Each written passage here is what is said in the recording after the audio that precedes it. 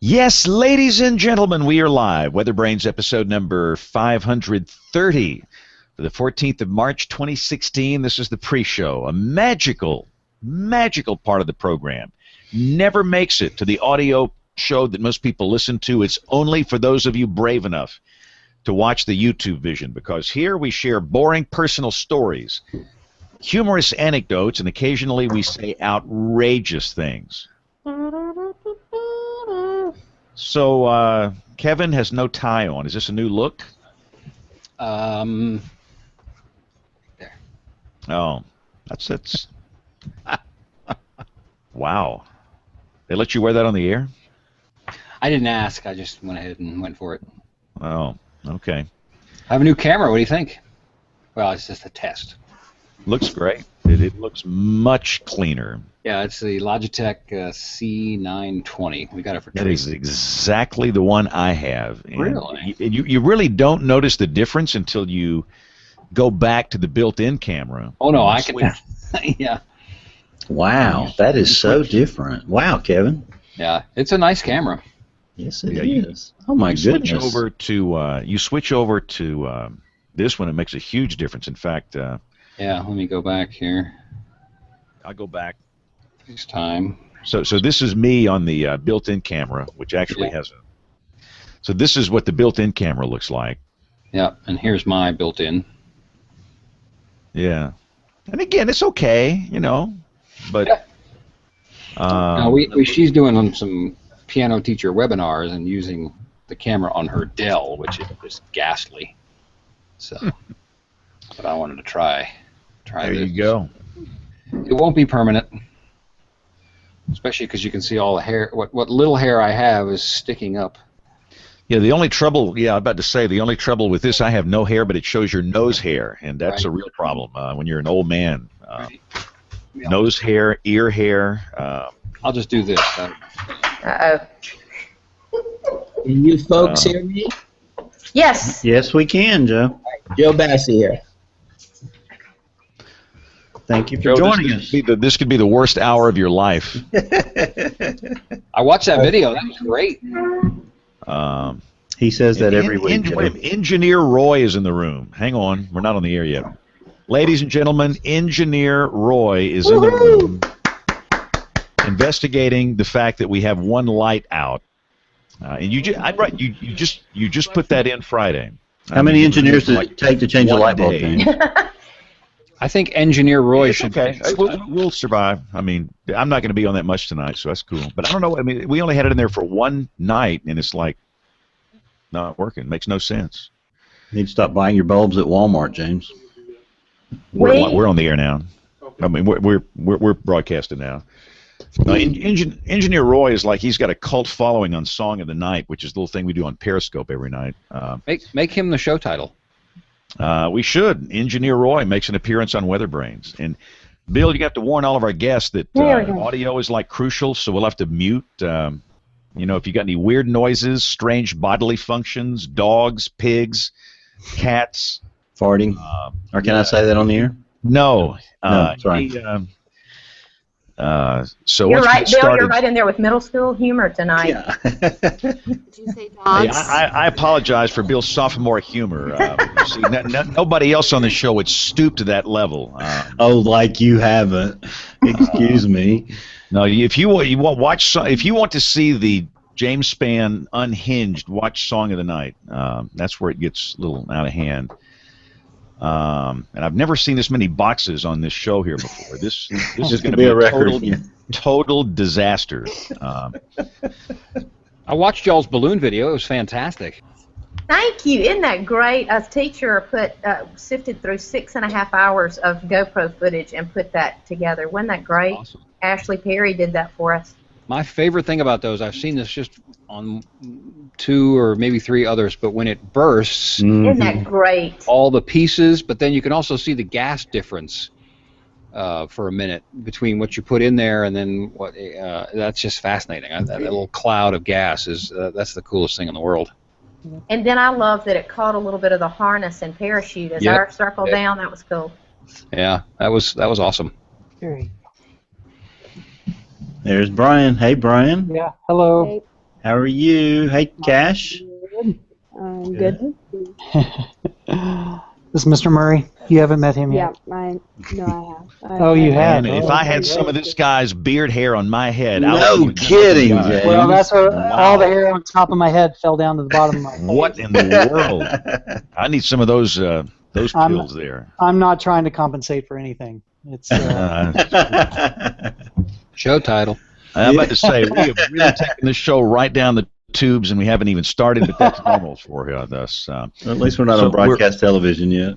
Yeah, well, what's amazing, it's like, I think we're ready to go, and we're like 5 minutes early. This never happens. And with like 52 people on the show, too. There's like 10 million people down here. And again, just a reminder for everybody that's on here, if you could be real careful with your audio, because a large percentage of those that consume this media, they listen, and audio is kind of a big deal. So if you need to make some noises or do something, you can hit the mute button, which is right up there on your Google Hangout window, little mute microphone button. So Aubrey's got Bear in the studio? what? Yep, I've got the bear with me. Oh, God, Lord, and you're wearing the dress, too. Yep. Oh, it's a big day for the dress. Oh, my gosh, the Yep. dress. We're doing a lot of remodeling at home, so poor Bear's been stuck in our bedroom all weekend, so trying to give her a chance to roam free. Is this legal to have dogs in the studio? Oh, she's in here when I do the show sometimes. She's as quiet as a mouse. She sits on the floor in front of the green screen, right in front of my feet. Quiet. It's funny. Wow. Joe is like, what have I gotten myself into? Yep. Yeah, that's Going to the Bears. Brian, I'm bringing in those 2 black cats tonight. I'm going to bring the black cats in the studio and let them watch. All right. See what I'll set my recorder to get the... Yeah, I'm about to say, that will be a total disaster. James, when is Robert Albritton coming on the show? I need to get it. Well, we have to figure out what's the weather angle. I mean... It's not. It's a TV angle. And we can ask Okay. about weather products, sure, but it's a TV angle. TV brains. It's, I'll send him a note tonight. Yes. He's he's had kind of a big shakeup at the Politico. Oh, really? Yeah, a lot of the originals left about, this was like 4 or 5 months ago, but maybe that's all settled down.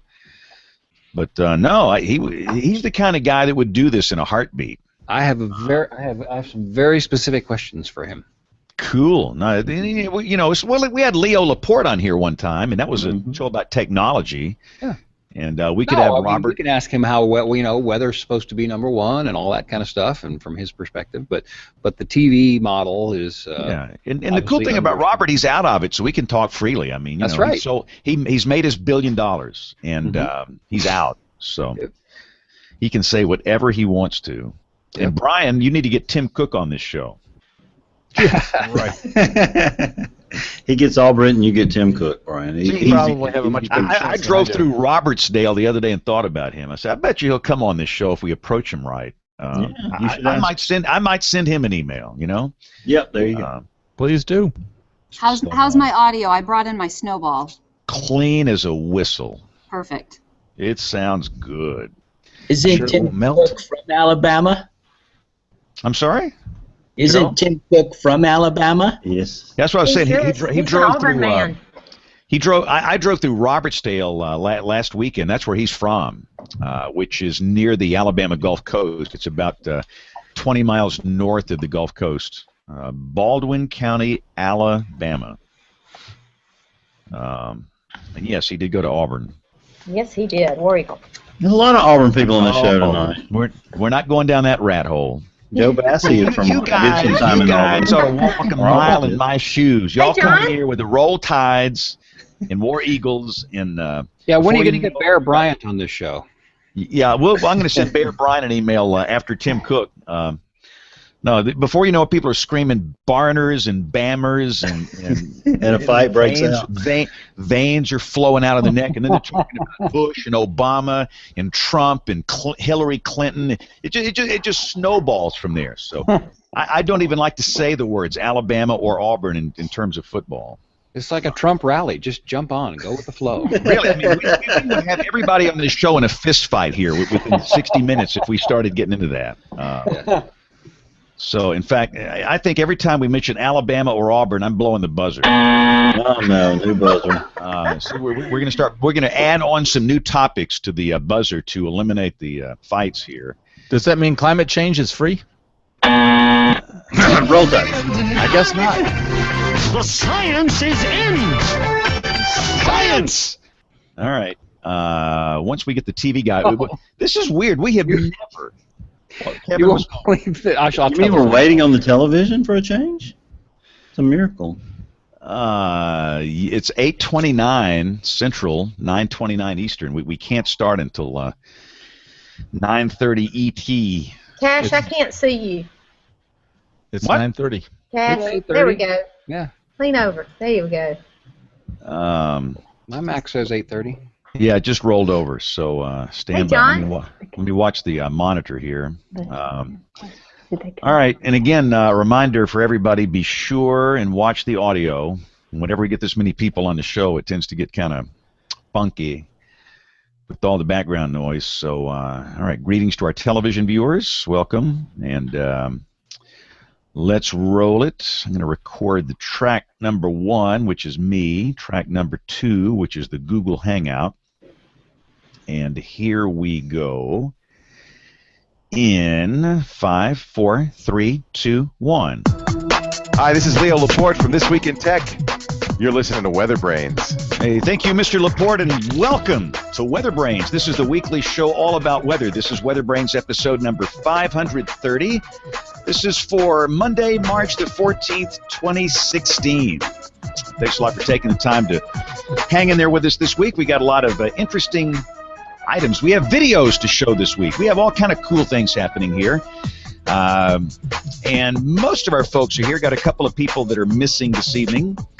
I note that Dr. John, I think he's doing television tonight. Hang on. Hit the wrong button. Dr. John's doing television tonight, and let's see, Rick Smith is on the verge of traveling tonight. Are you playing video games at the same time? Is that what that music was? Yeah, exactly. Super Mario Brothers? Yeah. Exactly.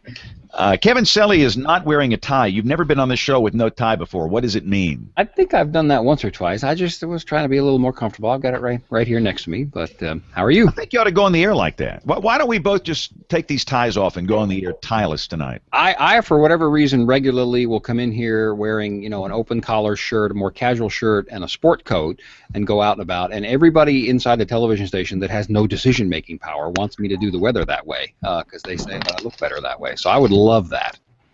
Well, cool. I think you ought to give it a shot. Yeah. Oh, I got to tell you, too. What are they going to do, fire us? I mean, Exactly. You're not wearing a tie. You broke your contract.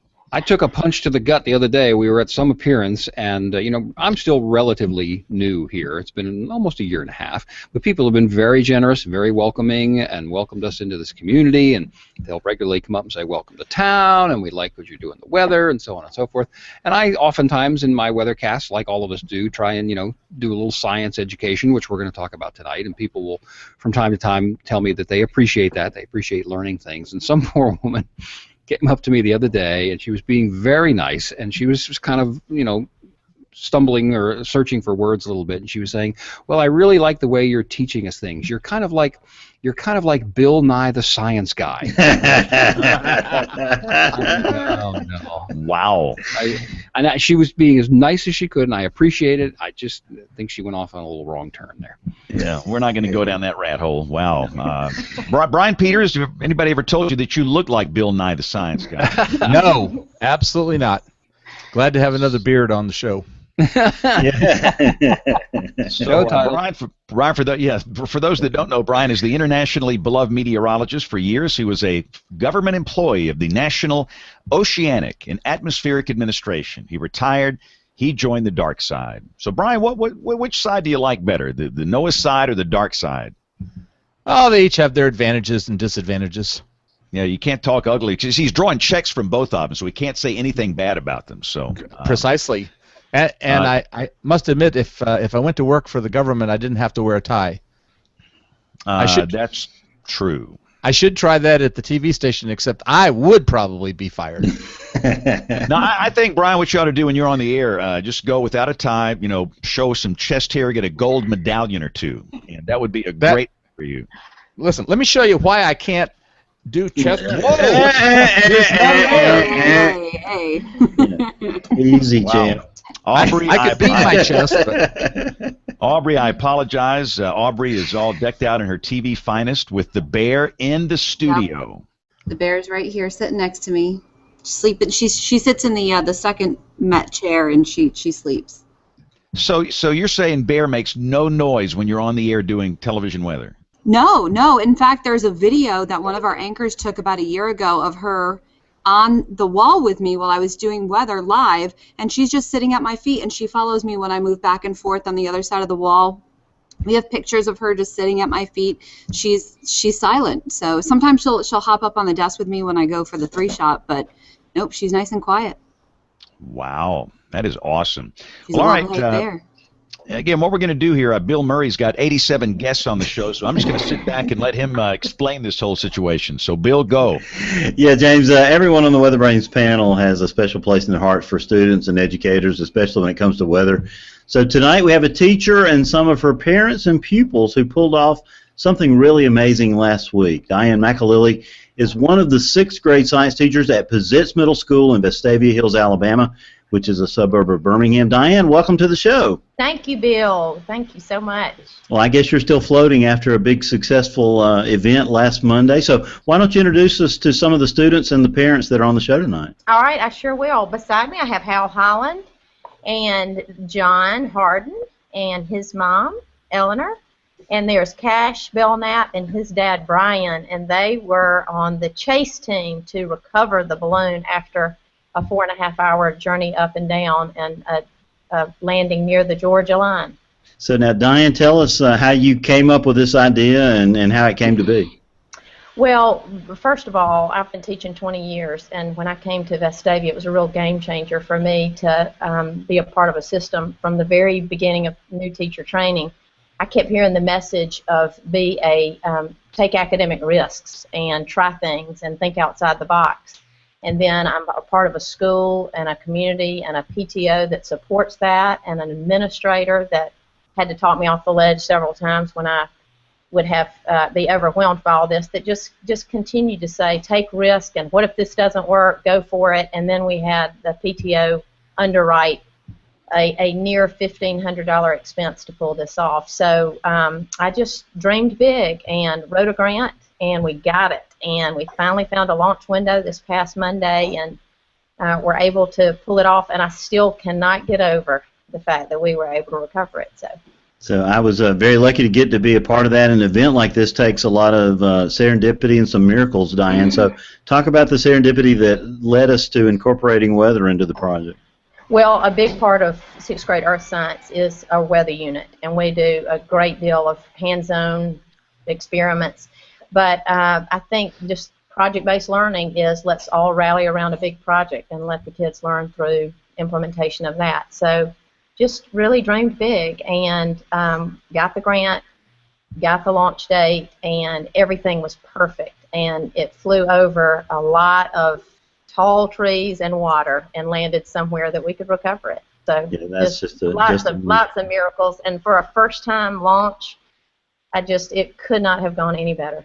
Well, my wife Elle is on the call tonight, and she's in the middle there with my stepson John Harden, and is part of being at a band concert that you mentioned to Elle that you were doing this, and she said, "Wait a minute, you got to be in touch with Bill," and so we got hooked up, and it was really exciting. So, John, you're my hero, you're my stepson, and it was sure fun to be there with your class on that day in January. Talk about what we learned about the weather. So we learned that we needed certain weather conditions to make the launch successful. And a few weeks ago, you came to my school and taught all 456 graders how to forecast a go or no-go launch day. And so what were some of the factors that we looked at, John? Do you remember? We learned how to read the models to forecast winds aloft, surface winds, precipitation, and clouds or rising air, and icing, which is really neat to learn about. I think it's really interesting. Isn't that so impressive? I mean, that's just so impressive that these kids know how to read these models, Bill. Thank you for doing that with them. Yeah, they're going to all take our job, James. I can already tell. Just with one day of training, I think we're in danger. Great. So, John, talk about what would have happened. You know, we looked at some days where the balloon might not have ended up in Randolph County. It might have ended up somewhere else. Well, I mean, depending on, like, what was off, like, if there was high winds, then it probably would have landed somewhere in, like, West Virginia or, like, maybe even, like, well, somewhere far away, let's just say that. There's no kidding. It was, you know, there's some amazing models that let us look at where the balloon might have landed, and when I saw that it would have landed near Louisville one day of the days we were looking at, I was a little concerned. So thank you for filling us in on all that, John. So, Diane, you received a lot of support from all the administration, the teachers, all the sixth graders. You marched them all up to the football field on last Monday. So you had to be a little nervous when we got ready to launch it, huh? Lots of nerves, lots of waking up in the middle of the night with panic. But that day, everything just came together. It was a beautiful day, and again, had so much administrative support. My teammates held my hand through the whole thing. The kids got excited, and we went up to the practice field. I will say, when I walked over, we looked at surface level winds, and they were not supposed to be as bad as I thought they were. And we walked up there, and this gust of wind came, and I just knew it was going to go into the trees. But they calmed down right before launch, right at 12:21. The surface winds calmed down. So, again, another miracle. So you mentioned some of the information about the flight, Diane. Give us some more particulars. I mean, it really was amazing. When you texted us late that night, the first picture from the stratosphere, I was amazed. But talk about some of the statistics that this balloon flight went on. It rose for about 3 hours and 47 minutes, and then the balloon burst at 20.18 miles. I think we had 106,000 feet, and then parachuted down for 49 minutes. It experienced temperatures there was an onboard computer and 2 GoPros and a GPS tracking, and those extreme temperatures, nothing iced over, the GPS kept working, and the batteries and the onboard computer showed that we were at about negative 76 degrees Fahrenheit at some point. So just for everything to stay working, and GPS cut out at 60,000 feet, and we thought we lost it, or we thought we'd landed, and then it went on up another 45,000 feet before parachuting down, and then the GPS picked it back up below 60,000 feet. Well, the flight would have been a fun thing, but without the recovery, we wouldn't have had that great video and that great data. So that recovery was critical. So Cash Belknap and his father Brian were tapped to go recover the payload. So how did you pick Cash, Diane?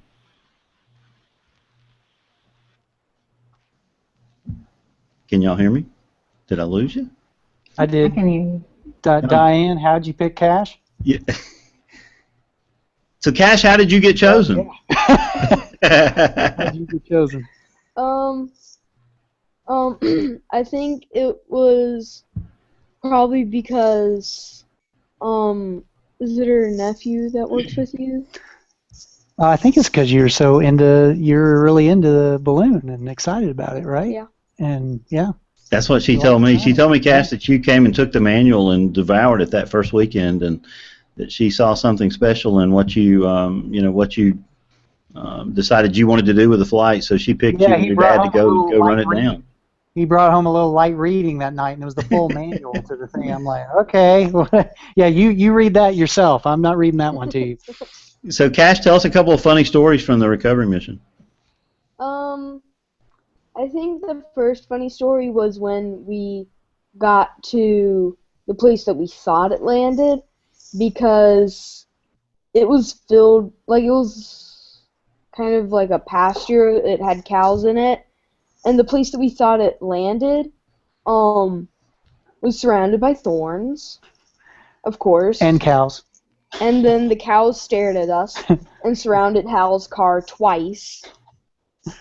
And so the cows were questioning why you were there, huh? Yeah, I don't think they liked our presence. Well, and luckily we ran into, we didn't even know Hal and his mother were going to be there, so we just randomly meet these other people in a cow pasture, and hook up, and thankfully it was our phones and GPSs would drop out. Theirs would work when ours didn't, and then when theirs didn't, ours did. So thankfully we were together because somebody's phone and GPS was working at all times, but never at the same time. So talking about those happy accidents, those miracles, we never could have found it if we hadn't connected with each other and been able to get the GPS to, And yes, and it landed in a tree 10 feet from a... Those 5. Yeah, well, it was 10 feet from it was a field. There was a field with nothing in it, but of course it landed in the trees 10 feet away. So, and of course the trees were surrounded by thorns. Yeah, and the trees were surrounded by thorns. So, yeah. But... So I've never really heard the whole story of how you guys actually got the payload down from the tree. Well, luckily, it landed about the parachute was about 35 feet up. The payload was dangling, I guess 10 feet, 25 feet, and luckily the stand of trees it was in, they were very thin trees, so there were several laying on the ground. So I was able to pick one up that was 25 foot long and hook it through the middle of the it's like a triangle with the weather balloon, the bottom where all the electronics was a triangle, and hooked it through there and just yanked and pulled, and Hal shook the tree, and then Cash went to a neighbor and borrowed their ladder, and there was so much brambles about. I just stuck the ladder up in the air. It wasn't even against anything. It was just like against some trees. It was supported by all the thorns, and was able to get leverage to yank it out of the tree. So Cash, who ran into the possum? Well, we didn't Show exactly. title. It actually was last week's show title. I ran into it, or I noticed it first, but we didn't actually run into it. I just saw a possum climbing down the tree. It wasn't the tree that the payload was in. It was the tree where the parachute was in. You just saw it climbing down something. Yeah. It was about 30 minutes into me trying to pull the thing out of the tree, and I was like, I don't care about a possum. I'm getting this thing out of the tree. Let's focus, people.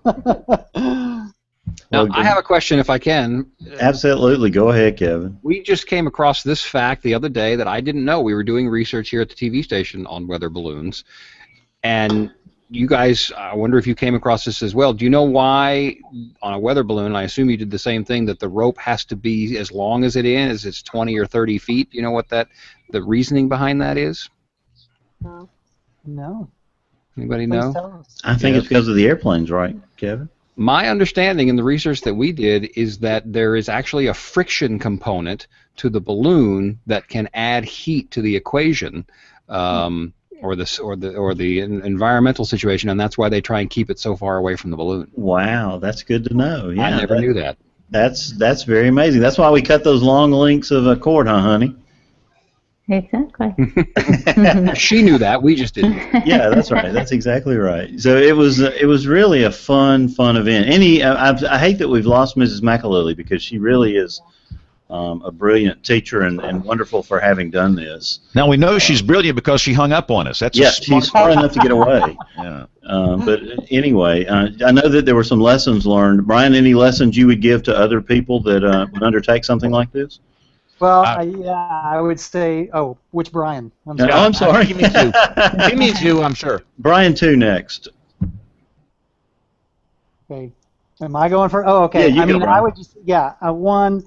Definitely take advantage if you get a opportunity. I mean, when your son says, "Hey, will you drive? Who knows how far to go get a weather balloon?" You say yes, but I would say yes, and make sure you have a ladder, or come a little better prepared than we did. We just jumped in the car and went, and it probably would have been good to have a ladder and flashlights and make sure we have a phone signal. Yeah, we should probably, and also remember that it drops off at 60,000 feet. Yes. And yes. So that we don't stop. Bring food. So what Cash is talking about, the GPS stopped transmitting at about 60,000 feet when it went into the stratosphere, and so the signal was lost for about 45 minutes. Yes. And we were all sort of like watching the dark side of the moon as we waited for it to come out on the other side, but So, Bill, in giving tips, you guys bring up an interesting question. What if somebody else wants to try this, another school or an adventure group or whatever it is? Have you written out the instructions on how to get this done? No, I think that's a great idea, Kevin, and we'll encourage Mrs. McAlilly that we should all do that, because the video that came out is just stunning. When they texted that picture from the stratosphere, I about fell out of bed the next morning. That is one of the coolest things about. I've seen this once or twice in other videos, but theirs is fantastic. When you can see the little pieces, that balloon bursts into so many little pieces, and it's so cool to see that, and it's so cool to see the atmosphere, and you can actually tell the gas difference in between wherever that thing popped and the balloon itself. There's a little cloud of what looks like smoke, and it's just magical. Congratulations to you guys. It was really cool. Yeah, I wish we could have Mrs. McAlilly back. She's trying to get back on right now, but she's having trouble. So darling, you have any other tips that you saw from our time launching the balloon? Oh, just one more thing that we didn't know to look for until after the fact. You know, watching the video when it goes up, it spins quite a bit, and so now we can look online and do some research about what we can do to decrease the spin, so that it doesn't, make you dizzy watching the video.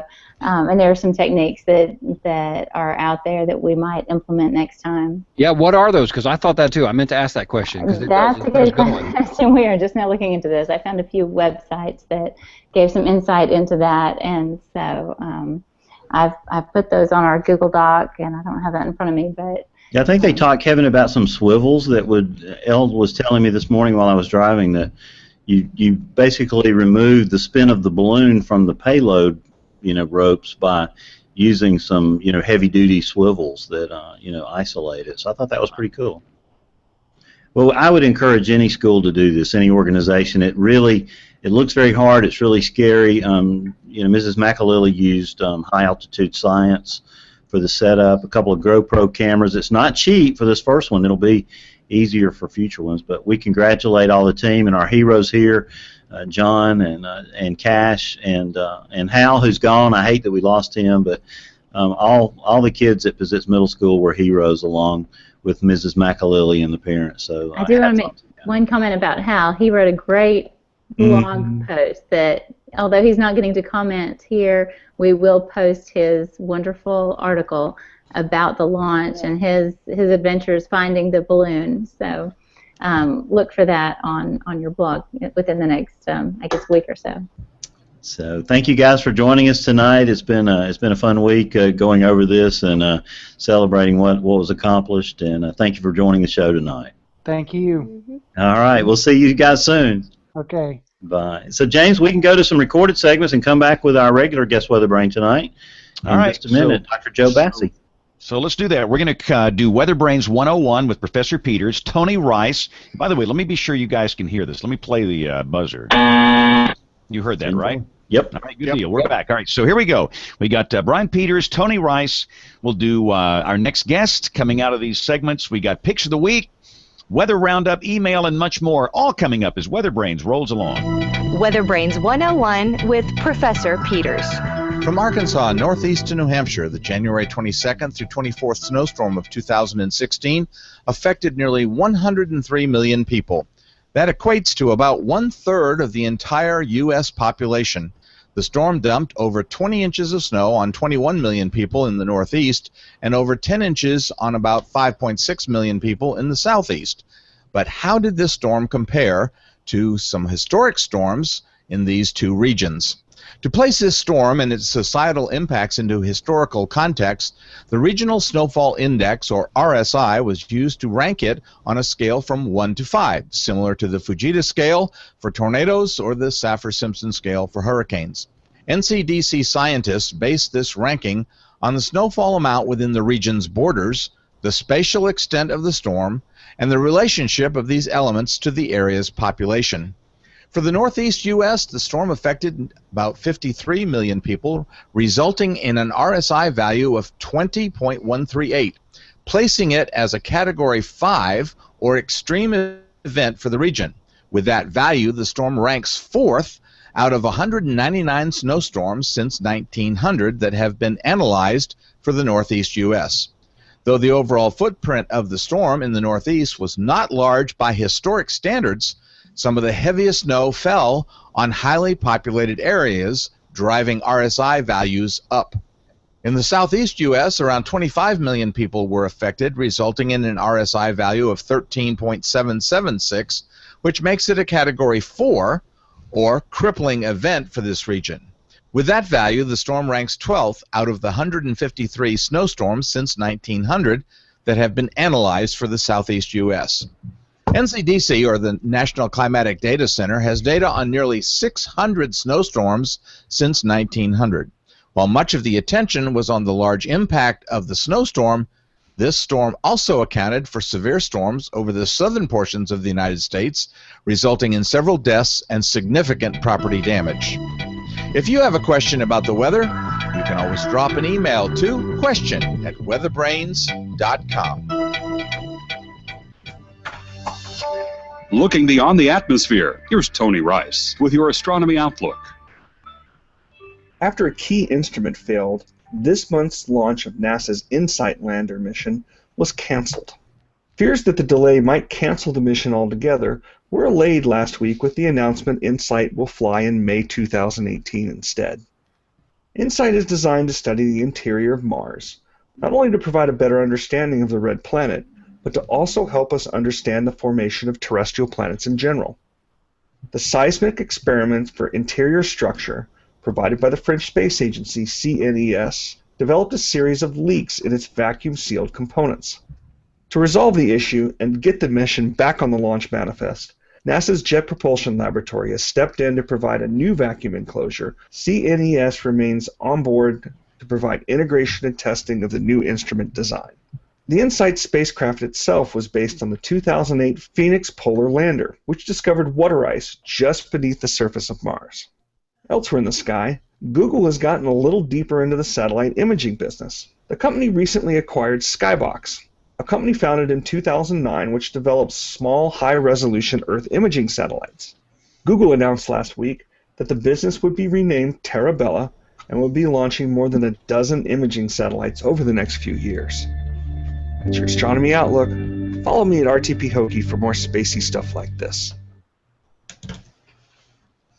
Go, Bill. The floor belongs to you. Yeah, James, our guest weather brain tonight's an assistant professor of arts and sciences at Embry-Riddle Aeronautical University, the worldwide campus. His recent book, A Scientific Peek, How Boulder Became a World Center for Space and Atmospheric Science, was recently selected as one of the best books in atmospheric science for 2015 by the Atmospheric Sciences Librarians International. Dr. Joe Bassi, welcome to the show. Thanks. I'm happy to be here, Bill. Well, we're sure happy that you're here. I really enjoyed reading your book after Sarah Jane with the AMS sent it to me, and fascinating stuff there. And vacationing in Colorado this year, it gave me some insight into some of the places we'll be visiting, Joe. But talk about your career before we get started. Yeah, as I think you know, I'm retired Air Force officer, retired as Lieutenant Colonel in 2000. In the Air Force, I was part weather guy, so they sent me to Penn State to get a master's degree in meteorology. And then later on, I went to University of Colorado to get a graduate degree in astronomy. So that was in my Air Force career. So I kind of did space weather, and maybe we can talk about a little bit about that later. But I got a hankering to do history. And the Air Force would pay me to do science, not history. So I had to wait till I retired. So I retired in 2000 and then went and pursued a master's in U.S. history from George Washington in D.C. and then a Ph.D. in history of science from the University of California at Santa Barbara out here. I'm on the West Coast. And one of the things you do when you work on a degree in history, doctorate, is come up with a doctoral dissertation. And I wanted to do space weather, and this is a negotiation, right? So my advisor said, wasn't that interested in space weather. Where do they do space weather? And a lot of that kind of stuff. And I said, well, Boulder, Colorado. And it kind of evolved to a natural follow-on for my career to do something about how Boulder got to be this world center for space and atmospheric science, and particularly space weather. And that's the genesis of the book. So it came right out of my career. It's not quite the head snap that it looks like, going from physics and astronomy to history. So there's a theme in there. And so space and atmospheric science has always been my core interest. I just kind of changed the sails a little bit for the second part of my career.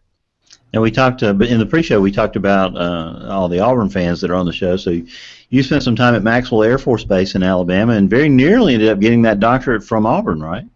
That is true. I think we had discussed this. One of my plans, Plan A, was to go to Auburn to work on my doctorate because of their program in space history. But there's an old saying: "Man plans and God laughs." And so I wound up, in part, my wife wanted to come out here to be near family, so that's how I wound up out here. But I did a year in Montgomery, 3 months, and then 10 months, 10 years later, and really enjoyed Montgomery, as they say. And it's a neat part of the country. We're kind of Southern Californians now, but I really enjoyed my time back there. So you told me something interesting, Joe, and that's that Auburn is a real center for the history of, I think you told me military history or something like that? Yeah, well, that's true too, but more precisely, Bill, aviation and space history. It's one of the best graduate programs in the world, period. And that's why I wanted to go there, and as I say, the planets didn't quite line up for that. So take us for a moment kind of through the path of history of how Boulder became what it is today, which is one of the world's great science cities. Sure.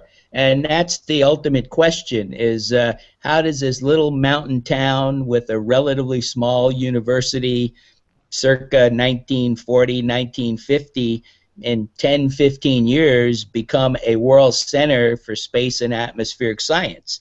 And that's a phenomenon that needs to be explained, right? How does something like that happen? And what makes it particularly interesting, Bill, is that it wasn't a bunch of people sitting in a room saying, we're going to do this there. It basically evolves organically. And what does it evolve organically from? Well, there was an astronomer named Walt Roberts from Harvard University who was sent by his advisor, he was a graduate student, to the mountains of Colorado to observe the sun with an instrument called a coronagraph, which is a device that lets you look at the atmosphere of the sun anytime you want. Warning, never look at the sun directly, but this is a device that lets you do that, and you can see the atmosphere of the sun, the corona. And so he wound up in Colorado, in Leadville, Colorado in 1940, observing the sun. Why did he go to Leadville? Well, his mentor, Donald Menzel at Harvard, was from, guess what city? Leadville. So a lot of times people like to look for all these cosmic connections and these kind of metaphysical explanations about why things happen. In Boulder's case, it was because Donald Menzel was from Colorado and he knew the observing was good there. So that's the initial genesis, or the genesis of this. And then poor Roberts and his wife get stuck on the mountain in Leadville observing the sun for 6 years during World War II.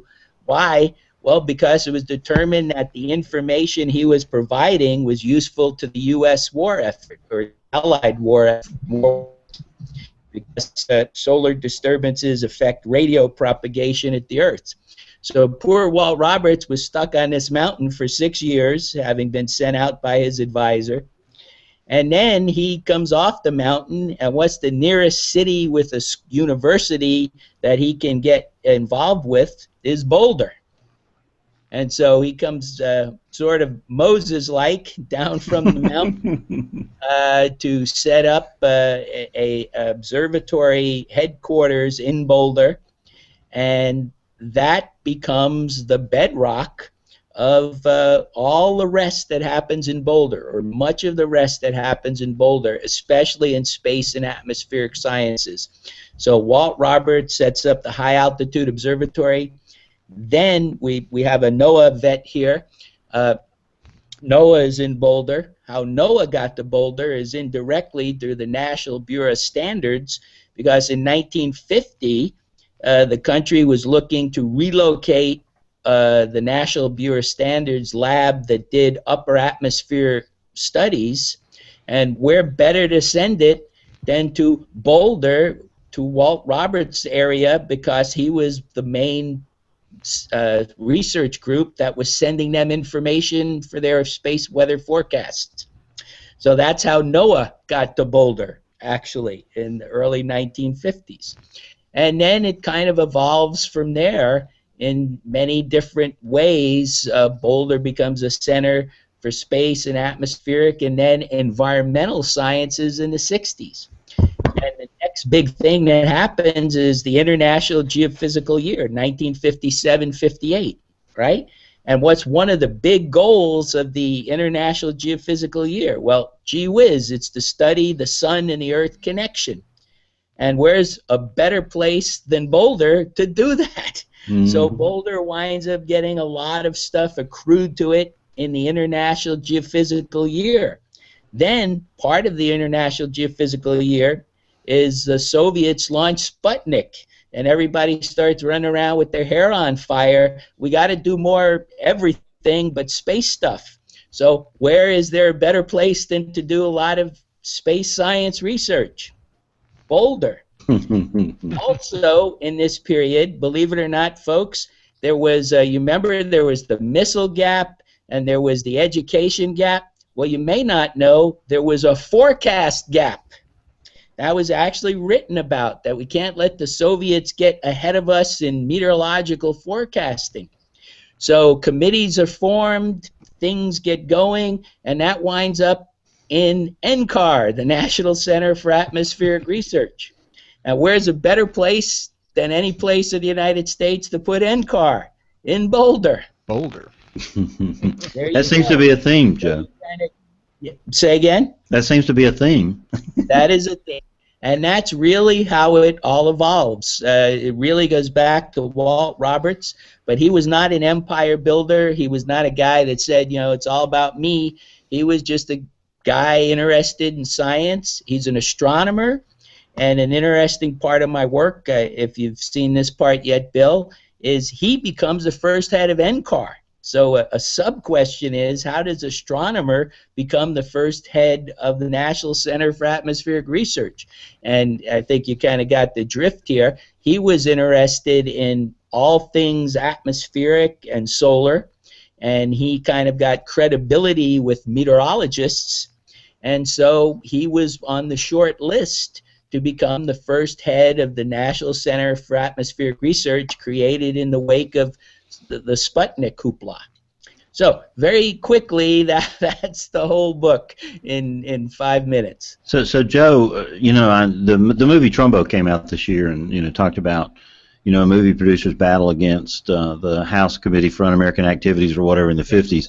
You know, it seems to me, I was fascinated in your book that Walter ran into this same sort of problem from the security board, and talk about, you know, what he battled there and how that threatened his ability to, you know, carry out his duties in all these roles that you talked about. Now, Bill, I got to tell you, the last name I thought I'd be hearing tonight was Dalton Trumbo. Sorry. One of my favorite movies from this year, absolutely. Right, okay. Yeah, this was a period, the quote-unquote McCarthy era, and you know, for another discussion, we could talk about was or how accurate or not McCarthy was. That I think is worthy of discussion, but for another program. Many people with any kind of views on international relations, on quote-unquote world government, kind of came under immediate suspicion by various entities of the government. Again, this kind of generic McCarthy era.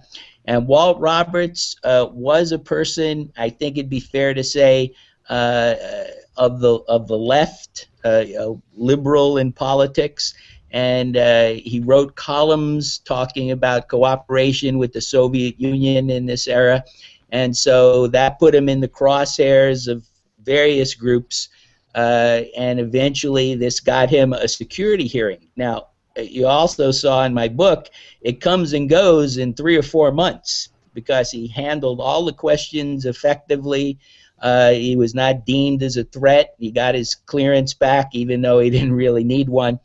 And it is an interesting side episode in this. His mentor, Donald Menzel, actually had much more problems with security clearances. And it's interesting because Donald Menzel had much closer connection to the Department of Defense in World War II and then post-World War II than Roberts ever did. And this contributed to a falling out between Roberts and his mentor Menzel over these security clearance hearings. Menzel always felt Roberts kind of got him in trouble, so to speak. So, Joe, talk for a minute about CRPL and how that was sort of the tipping point. And you mentioned the word organic. Seems like, go a little bit more into how the Chamber of Commerce and the people of Boulder actually raise money to make that happen. Good point. And again, I think the reason Boulder is interesting, and maybe my book is interesting, is that it's not like, let's say, Los Alamos during World War II, where you had Leslie Groves and Vannevar Bush and Oppenheimer. They sit down and they decide, here's what we're going to do, here's where we're going to do it, here's how it's going to be done. Nothing like that happened in Boulder. Boulder evolves because of was perfectly situated intellectually to benefit from the explosion in interest in earth and atmospheric and space sciences in the 50s.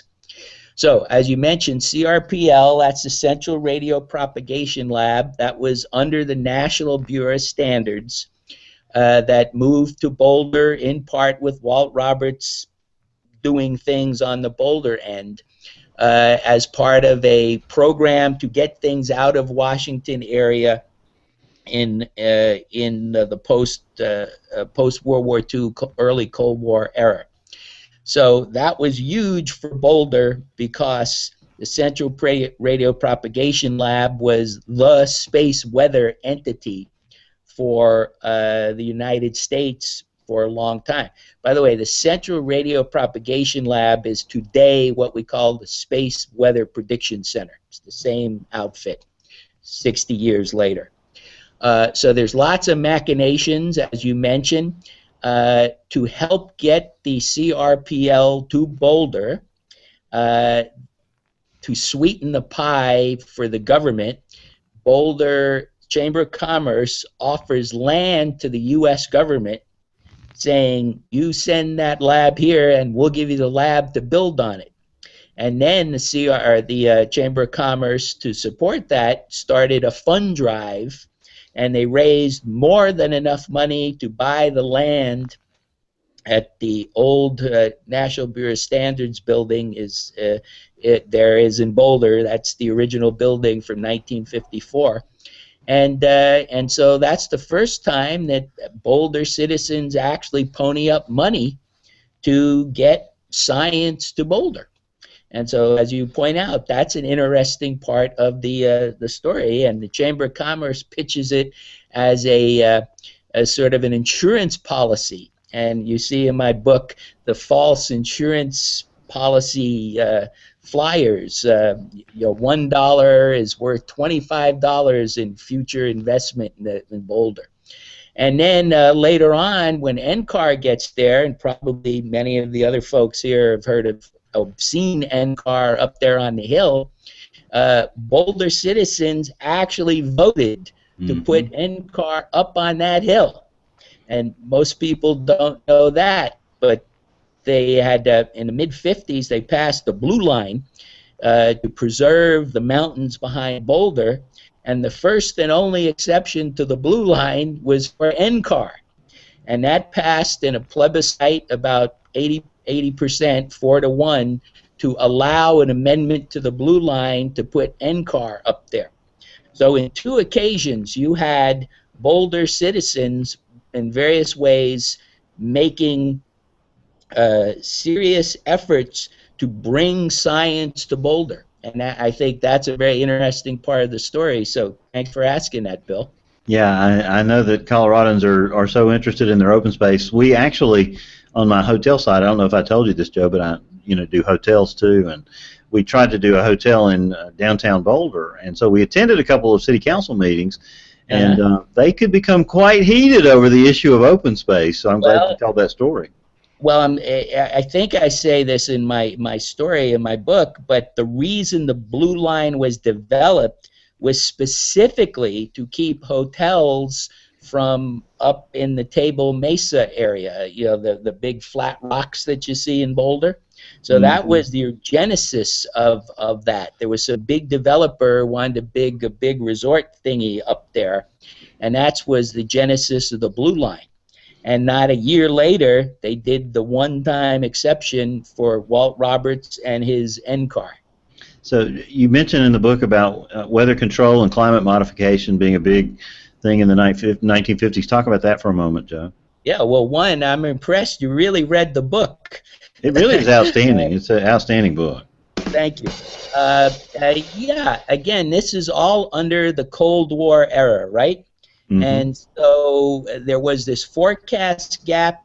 There was this idea that the Russians, there was a committee called the Orville Committee in the mid-50s that reported that the Soviets might be developing weapons for weather warfare, and we couldn't let them get ahead in that kind of thinking. You get the idea. So and the weather weapon meaning weather control, right? Mm-hmm. And so that went to National Academy of Sciences. National Academy of Sciences created a committee which eventually evolves into what we would call today UCAR. And UCAR proposes this national center. Who's going to fund it? That's turned over to National Science Foundation. And so the genesis of NCAR and UCAR was very much embedded in Cold War concerns. Interestingly enough, the whole weather modification, issue kind of becomes second nature fairly quickly to serious, just understanding atmospheric physics and atmospheric processes, numerical modeling, things like that. So it always struck me for years. NCAR, UCAR actually sent a report to Congress on weather modification and weather control, but that kind of peters out in the 1960s. And we have the NCAR that we know. So they really never really did very much or anything, as far as I know, in weather control and modification per se.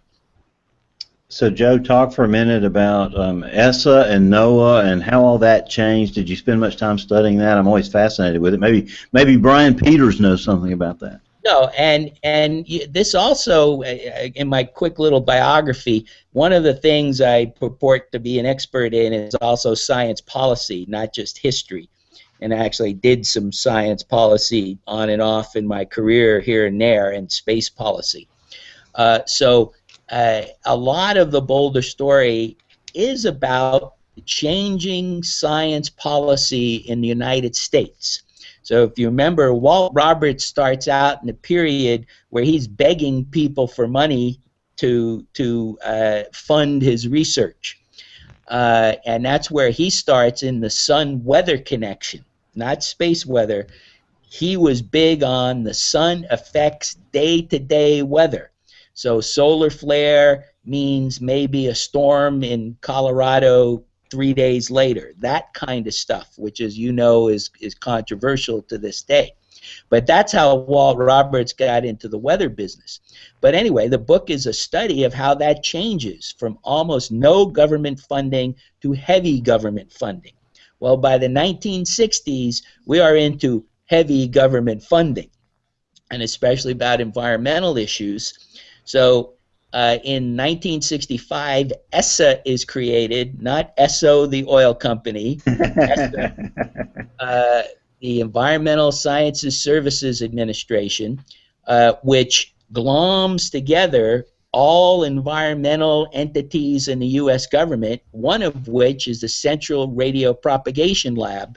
So that gets cut from NBS to ESSA. Then other things evolve and are under this ESSA umbrella, forgive the pun. And in 1970, in another policy name change, ESSA becomes NOAA. And so that's the evolution of how NOAA got to Boulder. And again, Boulder in the 50s was perfectly situated to benefit from interest in sun-earth connection. In the 60s, it was perfectly situated intellectually and institutionally to benefit from the rising concern in environmental issues. So Boulder had a lot of good luck. There's no other way to say it. You can't plan this.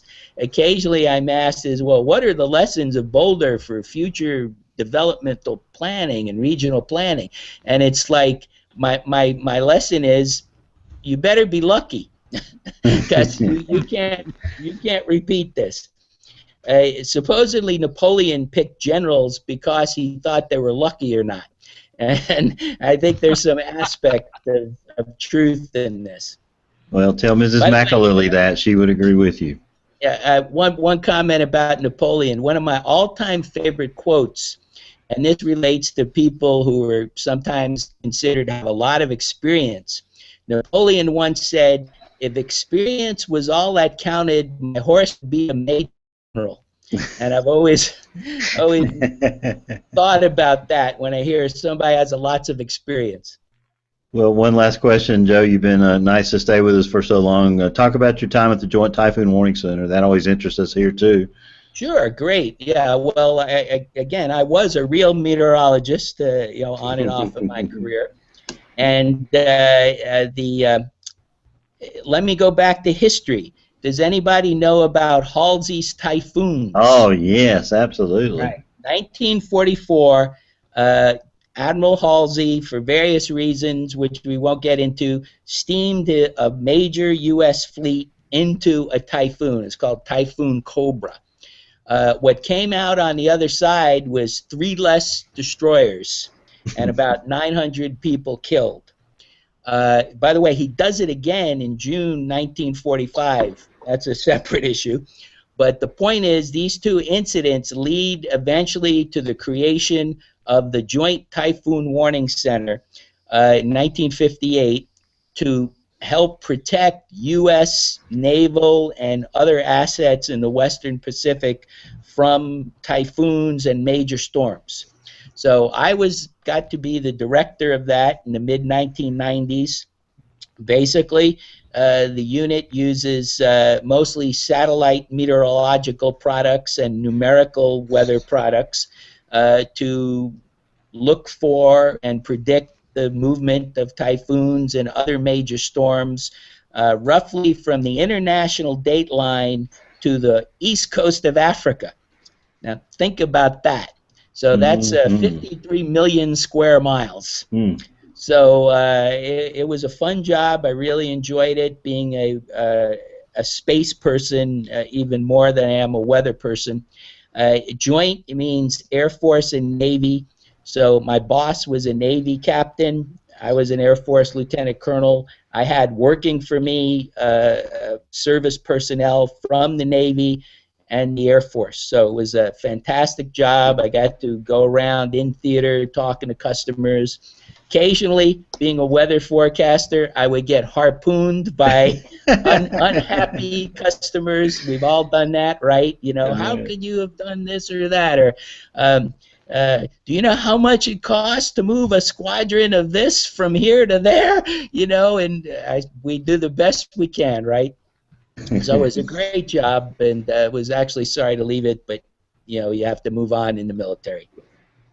Hey, Joseph, this is the time of the show where you get to plug anything you want to plug. So if people want to buy your book, let's start with that. What's the best way to do that? Oh, sure. Well, if you're a member of American Meteorological Society, the book is called The Scientific Peak.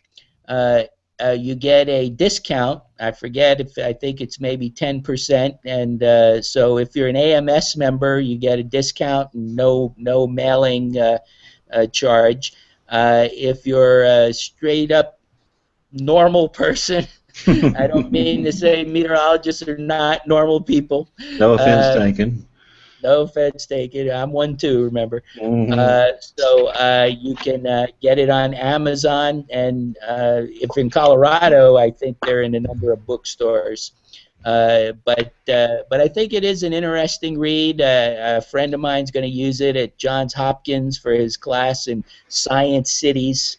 So it's gotten good reception, as you pointed out, Bill. It won an award from this international group, and I've heard it's been nominated, but I won't say for where, from other awards or prizes. Great. And again, Brian is going to put a link to that in our show notes. So go to weatherbrains.com and you'll see the direct link to that. So, Joe, are you on Twitter or social media, or are you a recluse like many of us are? No, I'm on LinkedIn, and happy to link up with anybody on LinkedIn. But no, I'm what am I? I'm 64 this summer, so I don't do Twitter. I can't keep up with the information sources I have. Never mind what Kim Kardashian's doing this day. Great. Well, Joe, thanks a lot for taking the time to join us this week. We appreciate it. It looks like a great read. I plan on getting a copy. I'm an AMS member. I'm going to go for the senior discount and the AMS discount. So they'll be owing you money, man. I appreciate the time. This has been real fun.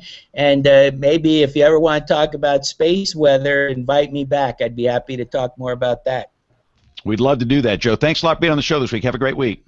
You too. Take care. Okay. Bye-bye. All right, so before we do the weather roundup and the picks of the week and the email, because we have to wait. Whenever I see Aubrey pop in, we're going to do the email because she's on the TV schedule. Let's see here. I do believe we have Diane and Hal back. Are y'all back with us? We're back, James. Can you hear us? What did you do? Hang up? What did you do? Hang up on us? You hurt our feelings. And ironically enough, this guy right here is the reason we recovered the weather balloon, because his tracking was working and he was able to find it. And then when it's his chance to explain that, our connection goes out here. But all right, well let's let this knucklehead talk. This is Hal Holland. Hal and his mom and his brother were on our chase team, and they are the reason that we recovered this. And we're able to follow it after we lost contact. Hal, tell them about it. Okay, so it was fun recovering the balloon because I got to go a lot of places that I haven't been before. So. Well, and tell them about when we first thought we lost it. The GPS cuts out at 60,000 feet, so we thought it was in one location.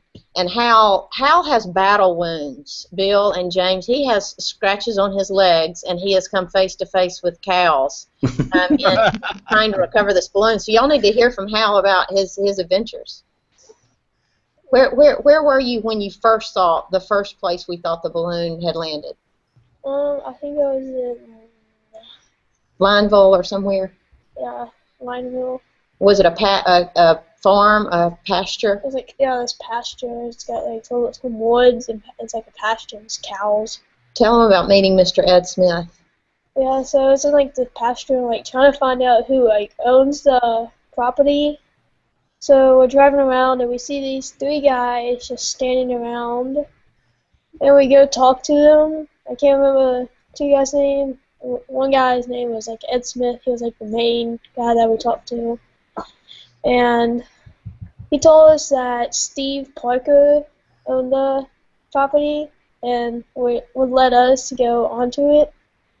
So we just drove onto the property. But he said, you said there are cows out there. He said, son, just open up the gate and go on out there with the cows. Yeah. See, these city slickers from Vestavia have no idea what to do when they get out in the country. I mean, we need to get you guys out in the world more. That's right. City Boy was the one that recovered the. He and Cash, two city boys, get out there and come face to face with not just cows, but tell them when we found the parachute in one tree. First of all, tell them about how you spotted the payload. It was not in the same tree with the parachute. Oh yeah, so it's like around 8. No, it's like 7 o'clock. Like it's dark out, so we have no light, and we had like the little light the sun was setting. We see the parachute up in the tree, and then we're trying to see how to get down because it's like surrounded by thorns and brush. So it's getting dark. We can't see anything, and then all of a sudden we see this like blue blinking light, like just like hanging from, and we see like some like cord. And we recognize it as like the triangle. Yeah, it was the LED from this. The right behind us is the payload. Here's our. It doesn't have the GoPros on it, but it was the little LED on the blinking light on this computer. And Hal spotted it, and they were able to get that down. But in the course of doing that, Hal, tell them what ran down the tree. What other animal encounter did you have? Okay, so we are. So I'm in this tree, and we're trying to get it down. Me and Cash's dad, and we're trying to knock it down from the tree, and I have my mom's phone and I'm using it as a flashlight, and so I'm like shining it around, and then I'm shining around and like this like glare like shines into this animal's eye in the tree with me, or this other tree beside me. It's like a few feet from me, and it's a possum, and it's just sitting there like looking at me. So don't you think this guy deserves an A++? I mean, he's encountered cows and possums so that we could get our payload back. Absolutely. Definitely gets an A+ in science. And hey, we need to get Dr. Joe before I guess he's gone, but Dr. Joe's speaking my language, our earth science teacher, tying space together with weather. That's well, we'll be right up our alley. We need to get him to Google Hangout with us, with our class. All right, so Diane, I asked the hard questions. Are you ready? See, Bill throws these softballs. You got some, you got some knucklehead like me. I've always got the hard questions. So you ready? I'm ready. You're making me nervous. No, it's okay. So everybody we've seen on this show tonight, they're a bunch of these boneheads, these guys. What can we do to get girls and young women interested in science? It just, I don't know why it is. It's mostly guys. What can we do to bring in girls into this? Well, I had that thought. I was a little bit behind on thinking that, but there were some girls that if you wanted to have 1,925 panels across the bottom, we could have had a bunch of girls too. But in class, my classes are full of girls who love science and math. I am an electrical engineer from Auburn and had the math and science fostered in my middle school years and my high school years, and there are many of our girls who take the lead in our class and in our discussions. So they're just not on tonight, but they're there. They're taking great interest in leading the way. Okay, and again, my first major in college was electrical engineering, and it just seems like it was probably 90% men. No doubt. Of course, they understand this was back during the Civil War. Okay, this is a long time ago. But I will say this: I've noticed that I was in an engineering fraternity called Theta Tau, and it's refreshing now to see that it's probably half men and half women. Wow. That professional fraternity, which gives me great hope. And the other thing that encourages me, I'll see some brilliant young women come through here that are college students majoring in meteorology, interning. And they go on to be very successful, and understand they are not in it because they're women or they want to be, somebody on TV. They're in it because they love the science. They love the reasoning behind a forecast, and I'm very proud of them. So that's just the one thing. And if anybody's ever heard me speak, and by the way, you should have your paycheck ought to be triple for teaching middle school kids. You think so? My principal's sitting nearby. I'll be sure and tell her that. You tell her. So I this morning I spoke to a whole middle school, the 6th, the 7th, the 8th grade, and again, you'd know this is Oak Mountain Middle School, which is again in our market, which most people don't know where that is, but it was horrifying. You know, I was wired to teach 2nd, 3rd, and 4th grade. Those are my people. So, you know, just middle school and high school kids, I love them, but it's just not working for me. So you ought to triple your pay.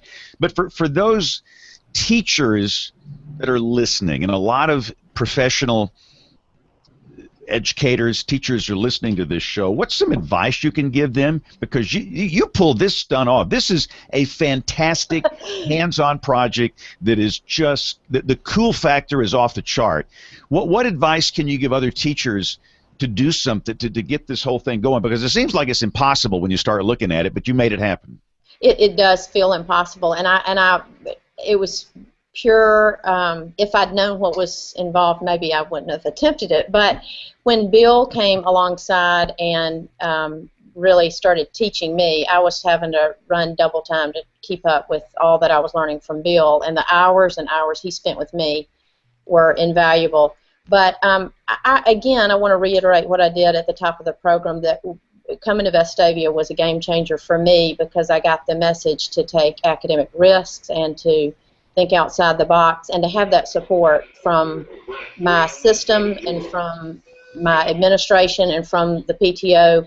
All those things are, I would say to teachers, take risks and don't be afraid to fail. And that's not my personality. I kind of only like to do those things I know I can do well, but this was an opportunity to take a chance. And again, even when I was falling apart, my principal would say, what happens if it doesn't work, if it fails, just your students need, here's what I'd say to teachers, your students need to see you take risks and possibly fail, and see how you handle that failure. So as a growth mindset in the classroom, we talk to kids a lot about attempting things that maybe are more difficult for them, and being okay with failure, that we learn more or as much through attempting things than not. So part of our philosophy is to take risks and let kids see you fail. So that's what I'd say to teachers, just take a chance.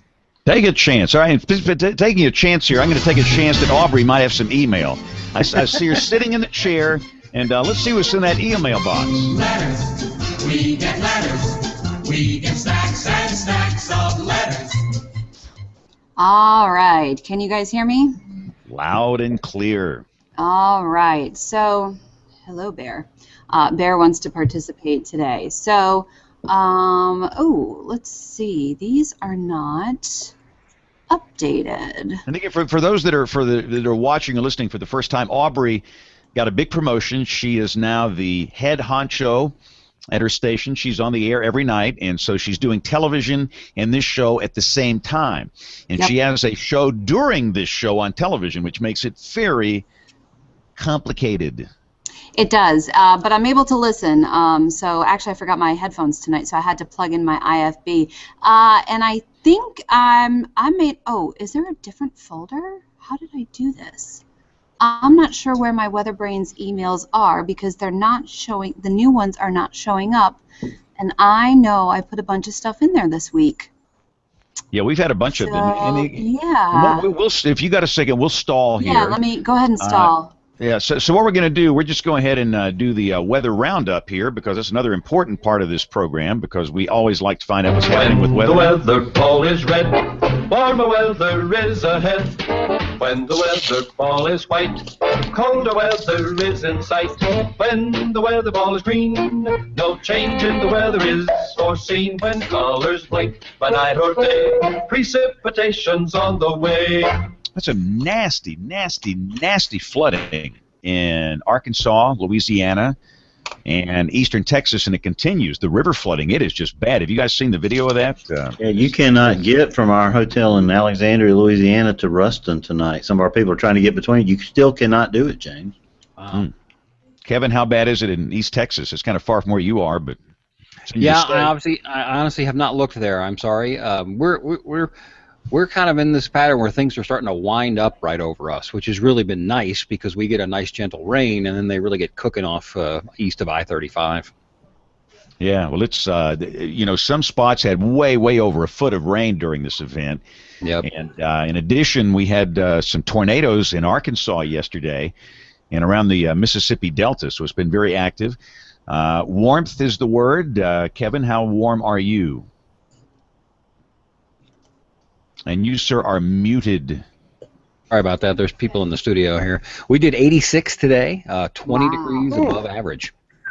Yeah, for those that are not watching, Kevin is wearing his tank top and flip-flops, and it's really lovely. That's why I have on my lighthouse tie now. It's about to say that wife-beater shirt's not working for you. And hey, Brian. Have you tried turning it off and on again? Off and on again. Off and on again. I love it. The people that listen to the show are so. I've got music for every occasion here. Occasionally, Brian's audio goes into this funky mode. Now, say something, Brian. Okay. What would you like me to say? Clean as a whistle. So you throw some magic switch over there and it goes clean. So, Brian, where you live, we're going to, low 80s tomorrow? Yes, it could be very near record. And you know what they don't tell you, but you always learn in meteorology school? Don't ever forecast records. Oh, boy. You heard it on this show, ladies and gentlemen. Wise advice from a wise man. So, Miss Chief Meteorologist, what's the weather like in Virginia? We're in a CAT event today, so it was 51 was our high. We've got a lot of thick fog and drizzle, and the line of storms that moved through parts of the Ohio Valley earlier today, of course, diminished over us. I think we had one rumble of thunder, but I saw on Twitter a little while ago a tornado picture from Phillipsburg, Ohio today, an EF1 tornado with winds of 105 miles an hour per Twitter. So yeah, there was no tornado watch. I had like 3 school talks today, so I was kind of out of pocket. But was there a warning for that? Do we know? There was, because when I was getting set up for a show, it was sometime around 4 or 5 o'clock. I had my warnings on, and there was a warning out there. Okay. And what rating was it, or do you estimate? Says this is an EF1, and this is from Chris Bradley, Chris 10 TV, who chief meteorologist at WBNS. EF1 tornado winds 105. By the statistic that 99.6% of the EF2 and greater tornadoes are in tornado watches. I mean, that is a phenomenal statistic. And let me show you this graphic that's been floating around. I'll put this up for those that are watching. I thought this was fairly interesting. This is a graphic that shows the average snow after the first 70-degree day of the year. Okay, in other words, people when it warms up, they just think, hey, it's spring and it's summer and we're not going to get cold again. And you've got some places out in the western states like Denver. Their average snow after their first 70-degree days is way over a foot, like 12 to 19 inches. And Aubrey's kind of in a bullseye there too, it looks like. Yeah. I'm trying to turn off I turned on my screen sharing. I'm trying to turn it off. Send me the link to that. Yeah. But that's and again, down here in the deep south where we are, is the same thing every year. And I've been doing this down here since the late 70s. It warms up and it gets to be 78 or 80. Everybody says, well, we're done with winter. And they start planting all this stuff.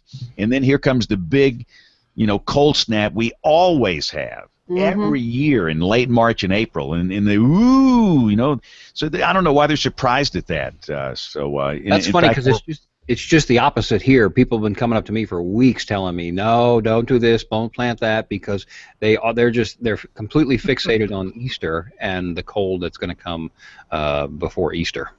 Well, that's the way it should be here, because it's often very cold at Easter time. And again, the guidance here in a week is showing low to mid 30s, frosty, freezy weather. So it's just it's too early to be thinking about planting something harmed by a freeze. Now, I'm not a plant expert guy, but I tell people if you want to plant something that's not going to be hurt by a freeze down here where we are at this low latitude, I say wait until April 15th. When do you start planting up there, Aubrey? Yeah, our frost date is about April 20th. So, like some of the anchors, were like, "Oh, can I plant my plants?" I'm like, "Well, if you can bring it inside, because we're gonna have a cold snap." I mean, I wouldn't plant tomatoes, but I started some seeds. I've got some seeds actually doing pretty good in my windowsill, but they're just, they're little seedlings that I can control and keep them inside and stuff. But yeah, we've actually recorded snow in March, at least an inch of snow in March. This March made 8 years in a row, which we haven't seen a stretch like that since the mid-1960s. 8 years of snow in March. Wow. Fun fact. Right. And of course, we wrapped up the 23rd anniversary of the storm of the century, blizzard of 93. Last few days. In fact, on this date in 1993, down here at this latitude in Alabama, the low in Birmingham was 2 above zero with a snow cover on the ground. And Kevin, you and I were together during that weekend. We bonded. Man. Wow. That was quite a lot of fun. I look back on that with a lot of good memories. That was quite a weekend. And what's interesting, the three of us, it was the two of us and then Dan Satterfield. We were working together, and I thought that was a great little group. Although Dan occasionally would kind of drift off. Remember when Dan started he wanted to take a walk and he just never came back, and we thought he was dead somewhere. Send out the St. Bernards. He went home and took a nap before the blizzard, and then couldn't get back up because of the blizzard. But that was a great night standing up there on Red Mountain, because I remember the lightning just crawling all night long underneath the base of the clouds, and it was kind of tinted blue and yellow and green because of all the snow, and that was good times. Yeah, I was on the air at Channel 42 then, and so that I was so excited because this was going to be my first chance to sleep on the floor, and spend the entire weekend snowbound. And they called me about 5 o'clock and said, "We're going to record the 10 o'clock news at 6:30, and we're not going to broadcast it." And I thought, what in the world are you numbskulls doing? Wow. So of course, they slept through the entire rest of the event while the city of Birmingham, was snowed under. If I'm not mistaken, I was living in Connecticut at the time, and I'm almost positive we went to school the next day. I think we had a delay, but I'm almost positive we even went to school the next day. I could be talking about a different storm, but... And you hiked 8 miles in the snow. Well, I read yesterday... In Connecticut, we did that. That's, you go to school the next day. You never used your snow days. Yeah, I didn't realize that Tallahassee broke their all-time low pressure record with that storm, even lower than any hurricane. Oh, that sounds familiar, yeah. It was really sad. I believe it was that storm. We had an anchor in Hartford who was unfortunately killed by a plow truck. And I'm almost maybe I'm getting my storms wrong. Someone's probably going to email and say, no, that wasn't the storm. But it was really sad. It was definitely a snow event, but it was a memorable storm. And the one thing we can't forget, parts of Florida had a horrible tornado outbreak in the warm section of this thing. Wow. And 11 feet of storm surge. Yeah, I mean, it was just something. So, again, James, did you have many people that didn't believe you? Because, I, of course, was running around like the boy who cried wolf, getting our hotels to prepare, and they thought I was nuts because it was 75 degrees, 3 days before. Yeah. And, boy, they were thanking me that Saturday morning. I remember Kevin and I looking at that old Difax chart. Remember that? Me too, on Monday night. No, there's no way. Yes, I came in that Monday, and was it LFM that did that printed out? The MRF. MRF. What am I'm thinking that MRF. What's a Difax? Oh boy. I kid. Yeah, but he had that thing in his hand, and he handed it to me, and I've told the story before, but my eyes just went at that day 5, and I think people believed you, though, to answer Bill's question. I think that they did.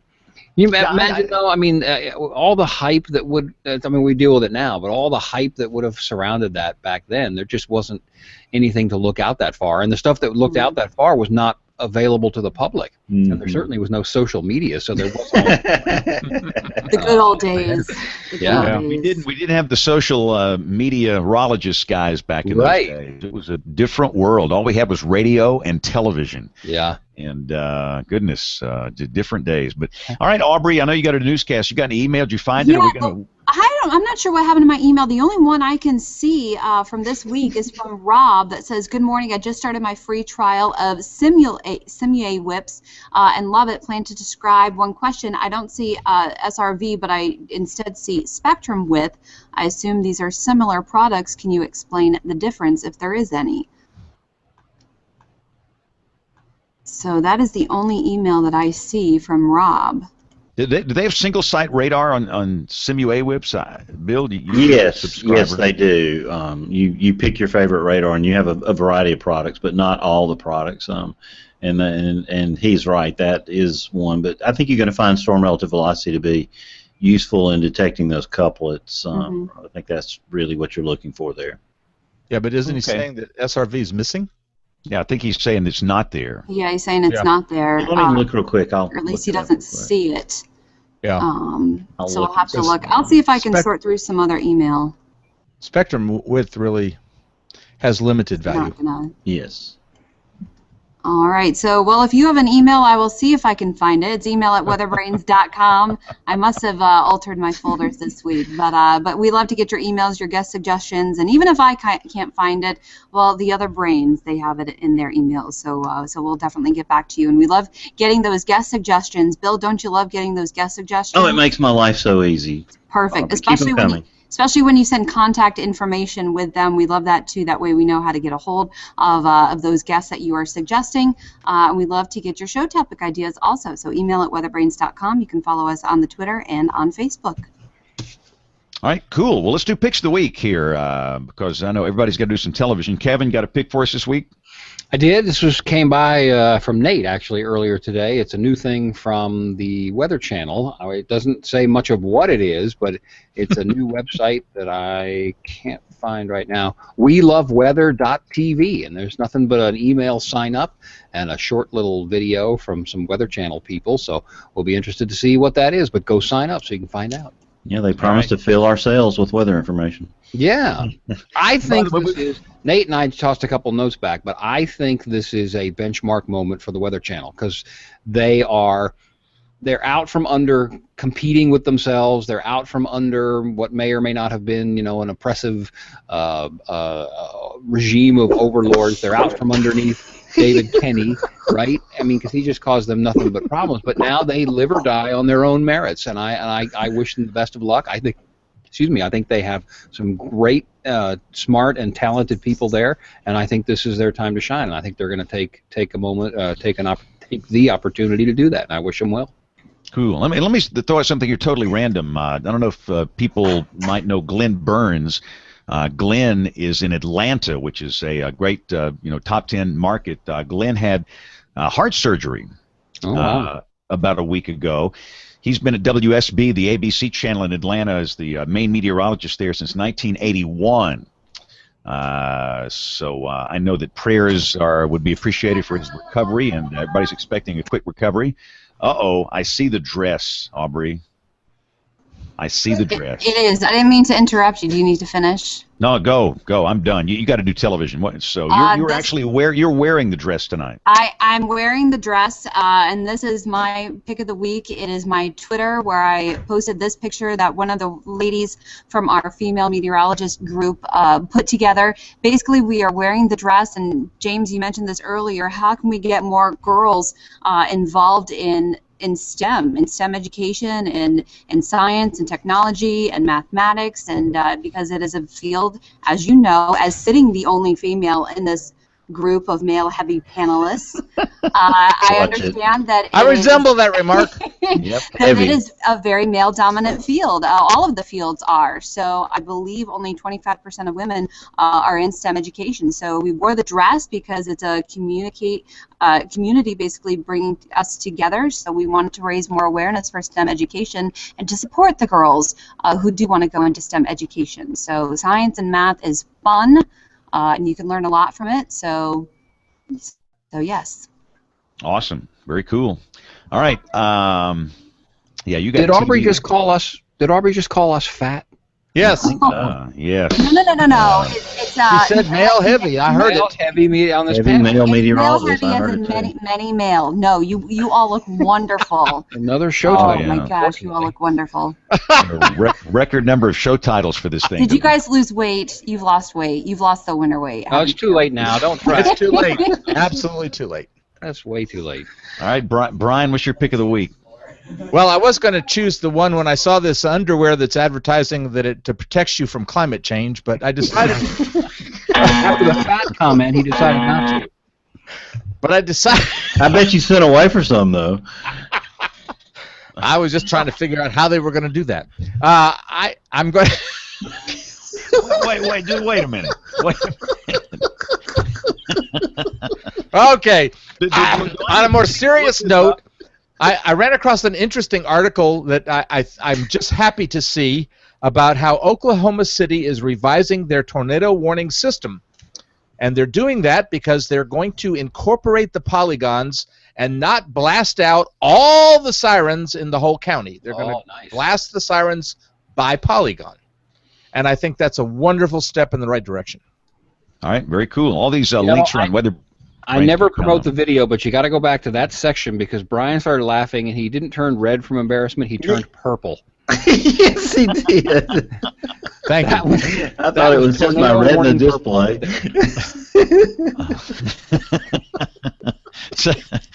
I don't even want to chase that rat hole for some reason. My pick of the week is the Space Science and Engineering Center at the University of Wisconsin-Madison has a new beta satellite server on the web, which is very good, and the link to that's going to be on WeatherBrains.com. And I should mention also Nate Johnson is very busy working storms tonight. He has been tweeting like a tweeting fool tonight with all these storms, mainly producing hail in North Carolina. So, Bill, what you got for us this week? Yeah, James, I had to use the video from the kids at Pizzitz and Mrs. McAlealy's class for that job. And James, that day that we taught weather forecasting, I tell you, the girls were right in there in the middle of it. We, had 85 Chromebooks, and they were all working, and you would have been so proud of the kids that day, learning how to read the GFS and understanding, the different parameters and what was significant. And they totally picked, last Monday is the day. They totally came up with it on their own. It was great. So hats off to her for, taking that to a whole nother level. All right, so good deal. And again, I've got to cut the show off here because of time. But back to this climate change underwear, Brian. Yes. So is this the one with the charcoal on the backside?